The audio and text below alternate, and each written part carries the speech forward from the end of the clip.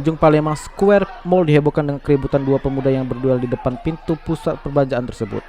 Duel berdarah tersebut, dua pemuda yang terjadi pada Senin 13 Juni 2022 sekitar pukul 8 waktu Indonesia Barat terekam dalam video viral di media sosial.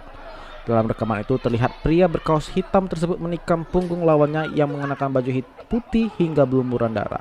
Subasti, orang tua dari korban, saat ditemui di SPKT Polrestabes Palembang membenarkan jika yang berkelahi tersebut adalah anaknya yang bernama Ahmad Kailani, warga Jalan Datmar Bakti, Kecamatan Sematang Bodang, Kelurahan Sri Mulia, Palembang. Menurut Subasti, pemicu keributan anaknya dengan pelaku yang belakangan diketahui bernama Aryo Pamungkas, karyawan konter HP Vivo di KM12 Palembang, disebabkan masalah wanita. Ia mengatakan anaknya tersebut saat ini berada di rumah sakit Siloam dan akan dirujuk ke rumah sakit Hermina karena mendapati luka tusuk di bagian punggung belakang dan tangan sebelah kiri.